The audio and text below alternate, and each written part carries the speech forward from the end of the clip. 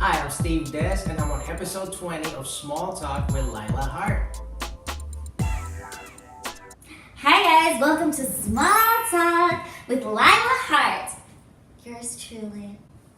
I am so excited to be back here at the Channel 310 studios for another episode of my show. We have an amazing guest today, so I'm really excited about it. Our guest is Steve Dez. Steve is basically the godfather of the Skiptown Playhouse. And the Skiptown Playhouse is where we've had the last two Channel 310 comedy shows. I actually met Steve on Instagram. He DM'd me and was like, yo girl, you wanna come do my show? And I was like, yeah, because you know I'll be liking that mic time, so I went. And that was the first time I went to the Skiptown Playhouse and I met Steve, and he's just been the most amazing producer and host, because, you know, he always be getting your girl on the show. So I gotta give a shout out to the Skiptown Playhouse, you know, because they do be loving me over there. I gotta say hi to Annie's mom, who happens to be the president of the Lila Hart fan club. So what's up, Annie's mom? I love you so much. You're the best president of the fan club. I'm the president of the Lila Hart fan club. She's the funniest comedian on planet Earth. I heard that. There it is. Well, next to you, Bobby. It's a tie. My nephew. Oh my God. Oh my God. Oh yes, oh my God. This is my biggest fan, you guys. Give it up. Yes. She's president of the Lila Hart fan club. Yes. And the reason I'm here.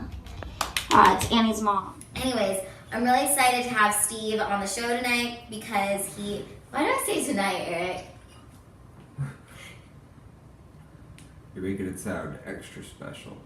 It is extra special. But I'm really excited to have Steve on my show today because Steve is from Puerto Rico and my sister Laura is half Puerto Rican, so we could be talking about that stuff today and talking about his comedy and all these shows that he is producing around town. I think he's producing like 3 different shows at 3 different venues right now, right? Is that right, Steve? Yeah.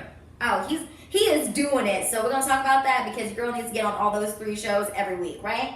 Yeah. Oh, hell yeah. Okay. About to bring out my guest, Steve Dez.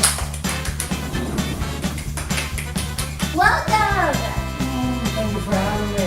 Steve. Super excited. Dream come true. I'm here, finally. Oh my gosh, I'm so happy that you're here. I am so happy to be here. Okay. Ooh, Now you're knocking down the set pieces, but we all good. That's what I do. Because you always, every time you bring me up on stage, you always talk about small talk, and now you can finally say that you were a guest. Yeah. This is episode 20, Arthur.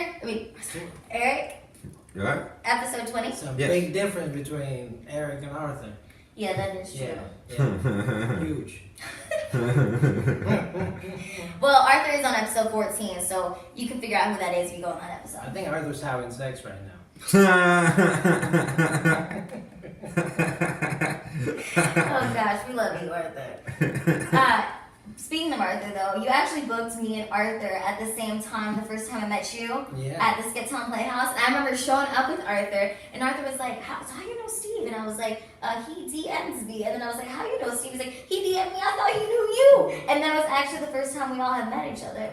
Was out there. Yeah. You were so dope, though, for just giving us that stage time. I really appreciate it. Of course. I didn't know Arthur, so depending on his set, I was gonna book him in the future. But I knew that regardless, I was gonna keep on booking you, just because I've been following you for a long time, and not only do I admire your comedy, but I admire your entrepreneurial hustle. Because you go to social media marketing world. You into like the whole Gary Vaynerchuk thing, and I'm super into Wait, that. are you really into Gary Vaynerchuk? Yeah. Oh I my go to a gosh. conference every year called Thrive, which is in Vegas, and the first time I went there, I met Gary Vee for the first time, and ever since there, like my life has changed. Oh my gosh, we have to talk. I did not know you were part of the Vayner Nation. Oh yeah. I did not know that you love Gary Vaynerchuk like me. Okay, this makes a lot of sense now because, you know, the one thing I love about you is that you would have like a show every week, and I know how difficult it is to produce a show. Yeah. It's a lot of work, and the fact that you're doing it every week, I know you got these like 2 other venues and Skiptown, it's like, it's so crazy, but you part of the Vayner Nation, so you know what's up. You got that hustle. You got the hustle down for sure. Yeah, for sure. If not, I wouldn't be even producing all these shows. Oh my gosh, I love Gary Vaynerchuk. I mean, there's so many things that I feel like that he talked about, and then it just like made me feel like, okay, I'm on the right path because I found someone who like thought like me. Yeah. You know, so how did you find out about him? About Gary Vee was mainly, I think it was through Crush It. That was the first book I think I read. You read that book? Yeah. That's such a good book. I had the audio version. The audio, no, I read it. It wasn't like even that long, I think. How'd you find the book? I was just like, in that moment, I was just in reading book mode. So one book led me to another book. Like one of the first books that I read was The Alchemist. Oh my god! Yeah. Oh my god! That's my favorite book. My favorite book too. Oh my god, I love you so much. Okay, this is so crazy. I didn't know any of this. Yeah. And it all makes sense though. I love The Alchemist too. Yeah, that's the first book that I literally read and I cried. And I was like, oh my god, this is one of my favorite books of all time. And that's the moment I was like slapping myself because I'm like, I spent all these years in my life never reading, and now I'm like finding all these incredible books. So I just started like getting addicted to books, and I started reading. And then one of the books that I read was Crush It by Gary Vee. And then I was like, I need to find out more about this guy, because then I wasn't not just reading the book, but I wanted to find more about the author. And that's how I found like his YouTube show. Yes. And I was like, man, one day I gotta meet this guy. And I heard he was gonna be speaking at an event called Thrive, and it was like a first time event ever. And I met him, and I got to ask him 2 questions. I got to take selfies with him and everything. Do you have the video and picture of that? I have the picture for sure. I don't have the video. Okay, well you gotta send me the picture because I want to put this I'll on here. send it. And I met him for the second time in Long Beach,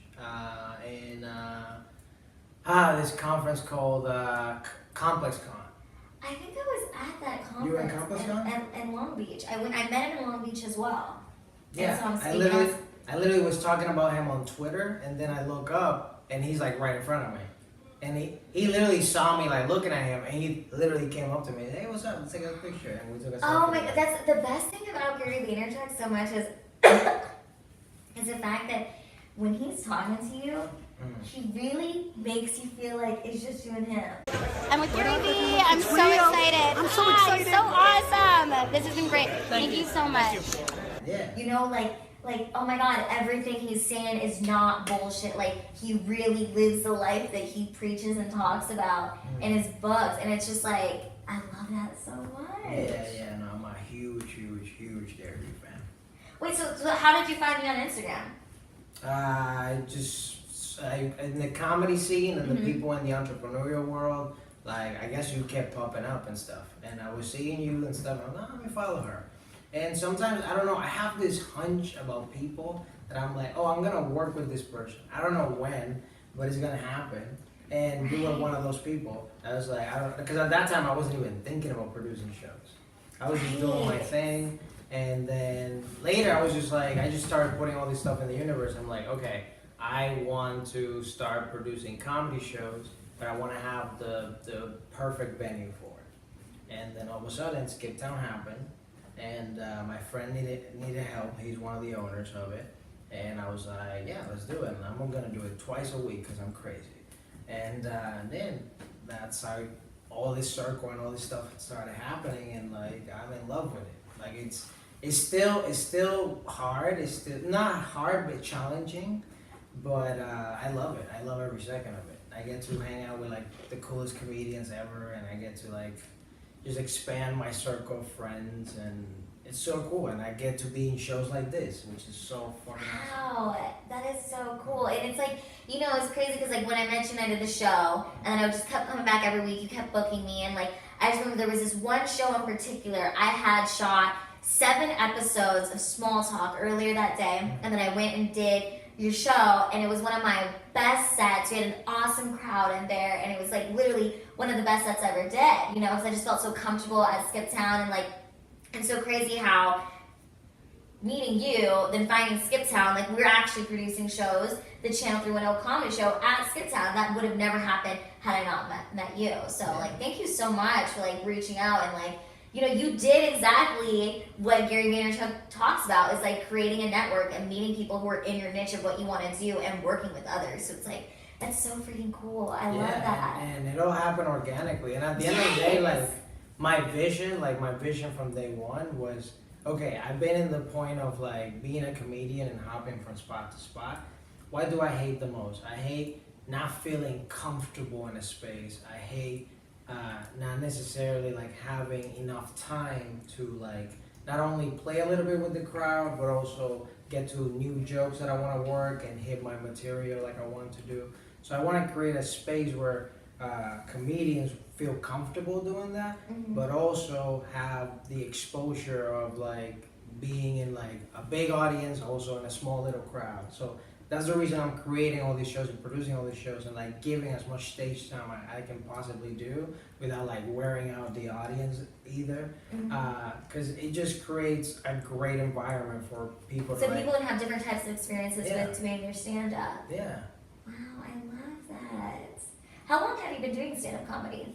I've been doing it for, in July it's gonna be 9 years. 9 years. So I started in 2009, July 2009, and I was 17 years old. Oh my gosh. And you started out here in LA? No, I started in Florida. Started in Florida. Yeah, I started at the Improv in West Palm Beach. So where are you from? I'm from Puerto Rico originally. So Okay. I've been wanting to do stand-up since I'm like 6 years old. Really? Yeah, because I was afraid of the dark. I couldn't sleep by myself. Like so many things happened. So at that point, my mom and dad were together still. So I used to sleep with them. And my dad used to watch late night HBO. And he would sleep with the TV on. So I couldn't sleep because I was an insomniac. And I was watching like The Sopranos and like Sex and the City very early.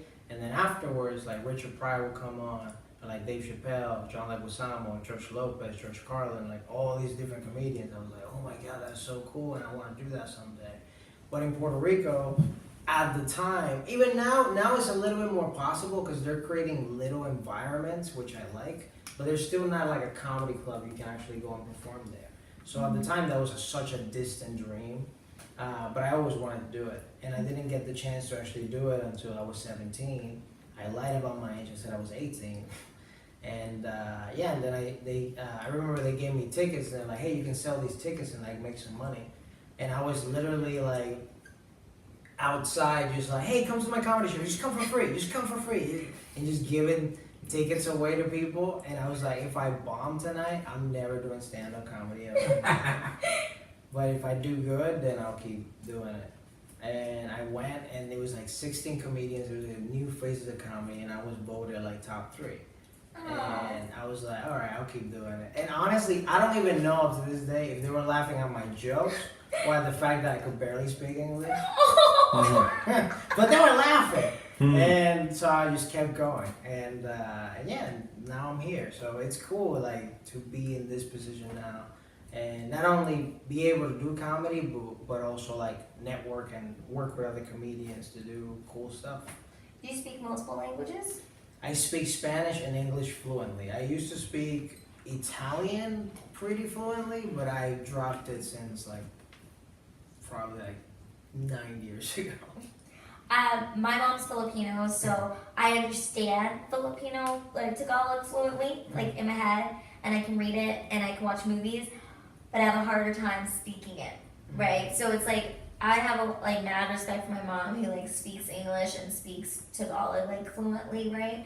Because it's like when she's speaking in her native language, like I could just tell that there's certain things like she want to say in English, but she can't convey because of Tagalog being her first language. But she is one of the most smartest women ever. Like I remember when I was in high school or like in middle school and I would like write speeches or write papers, I'd always have my mom read them. Like my mom like edit them or like tell me like what I should change because she just understood like the form of storytelling. So it's like my mom was always my go-to to be like, okay mom, should I say this in a speech? Even now as a stand-up comedian, like I still call my mom and be like, yo mom, what do you think about this big dick joke? And my mom will tell me if it's funny or not. She's just so supportive. That's really awesome. My mom is backwards. She's not as supportive, unfortunately. Just because she doesn't. I mean, at this point, she's like, okay, do whatever you want. You're already grown. But like before, she was constantly like trying to steer me away from the entertainment business, just because she didn't see a future there, and she doesn't see. She's still in the old school method of like, you go work your 40 hours and you get your money, and that's how you live your life. And I'm like, there's so many other ways to do so. But she has seen me like thrive, and she has seen me the downs as well. So she just does that as a protective type of person that she is. But it's also because I'm like the black sheep of the family, meaning like I'm the only one that's interested in this type of industry, and like to be out there like that. Everybody got pretty much regular jobs for the most part, and so it's a different world. Well, you're on your own journey. You're like the alchemist, you know. Yeah. You're on your own journey. And honestly, I am super glad, especially being on my own journey for like almost 10 years now, like out of high school and all that. Like I seen many things that I know people right now have yet to like discover about themselves and about like what's even possible in the world. So like I'm very grateful and very proud to like be able to take the path less traveled that we comedians and all us people in the entertainment world like take, because it's a great journey. It's a great journey, and then you learn to appreciate the journey more. Because now I'm like super into the journey. Right. No, absolutely. And I was gonna say, like, I really admire a lot of things that you said on the show today. Like, seriously, I really admire the hard work you put into producing all these shows, and like, like the fact that you understand like the hustle and the grind of this. It's like I feel like you are gonna be able to inspire like a lot of comedians. That like it's possible to just like do your own thing and create your own stuff, right? Yeah. Because it honestly is the era of that. Like before, it was all about okay, we have content, let's get ads. But now, what people want to buy is content. Netflix wants more content. All these networks want more content. So the more you create your own platform, like the more you're gonna thrive in the future. Because even if this thing that you're creating right now, let's say small talk, this is gonna grow into something even bigger. And it might not be called small talk in the future, it could be something different. But regardless, this is a building block you're creating. Right. And it's important for all of us to take this opportunity and not think about numbers, views, whatever, even money. Just create the things that you want to create, because that's what's going to serve you in the long run. That's going to be your legacy. That's going to be a building block that's going to last you forever. But you got to start creating it now. And I really admire what you guys are doing, with not only Small Talk, Channel 310, the shows, everything. I want people to just be more inspired to create more. This is the time to do it. I love it. Well, so one fun thing I have people do on my show that I love is that you look into the camera and you're going to say a message to yourself in 5 to 10 years, whatever you want, just so we can capture this moment in time and like, whatever you would like to say to your future self watching this. Hello, Steve Dez from the future. This is me, Steve Dez from the past. I would like to tell you that before you were kind of a douchebag, and you had a lot of growing up to do, and now in the future, your life is so much better. You have so much money. You travel everywhere and you do so many incredible things. Right now, I'm looking forward to that, but I'm still living in the present and the journey. And I want you to remind you to always live in the present, always. Because it's always something that you projected and you manifested to recreate that day. So keep on that journey. Don't think too much on the future. Don't think even what's happening right now in the past. But just keep on keeping on and keep on building things that you want to create in the world. That was beautiful, Steve. Oh, I love you so much. I love you. This has been like so cool just to discover the fact that we have read a lot of the same things, and it makes a lot of sense. That was really heartwarming. I love that. That was sweet. You have any big projects or other things coming on that you'd like to shout out? Big projects. Right now, you can check out whenever this is, definitely when this is released. Stop the Bleeding Season 8 is out. It's on YouTube and on Facebook. I'll put a link to that. Yeah, and it's a show just like kind of The Office and Parks and Recreation, like a mockumentary about people with bleeding disorders, with hemophilia and things like that. A lot of our audience are kids, so it's definitely family friendly, but it's super funny. and you learn a lot about disorders and things that you might not even know about. I didn't even know about it until I got casted on it. And I also have Skiptown Playhouse, Nobody's Sober, every Tuesday night. Lila's there a lot, so you can check her out there. And on Wednesdays, I have Murder the Mic Night at Club Bahia. It's a great show too. The Really fun venue. Yes, and we're gonna keep growing that and building that. And I'm gonna have another venue very soon that I'll announce very soon, but I won't say anything just yet. So I'm still finalizing that deal. And yeah, we'll keep on creating, keep building. Who knows? I might even have a show here. Yeah. Wink, wink, wink, wink. Well, yeah, that's all for me. Okay, and what advice would you give other people who are like still kind of in the process of figuring out what they want to do? Because I know when I was reading The Alchemist and I was like watching Gary Vaynerchuk videos, like I was still kind of like in the beginning, I was like, who am I? What is going on with my life? I would say try things. Like one thing that we don't do is make lists. Like we make lists for like shopping, but we don't make lists about things that we like and things that we don't like. So literally like sit down. That's one thing that helped me a lot is like sit down and write things that you like to do. Like I like playing basketball, but I will never be a basketball player. Like it's impossible for me.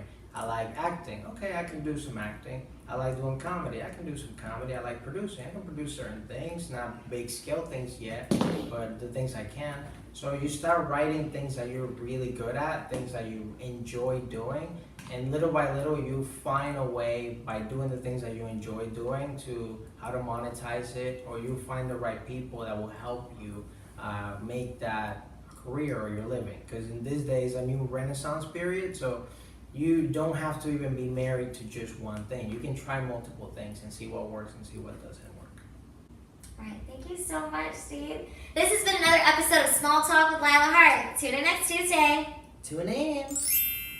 This person is about to bump everybody and bump your hearts with her passion. You know, she is the channel. Oh, the channel. See how high I am right now? She is the host of a show called, shout it out. So I'm blanking out right now. Small talk. Small Talk in Channel 310. Give it up to the wonderful and magnificent Lila Hart.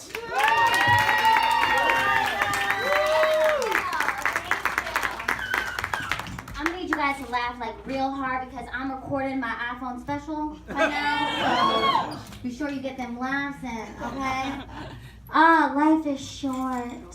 Isn't it? You like Lucky Charms? You down with leprechauns? I'm an extra small magical woman, that's what I'm trying to say.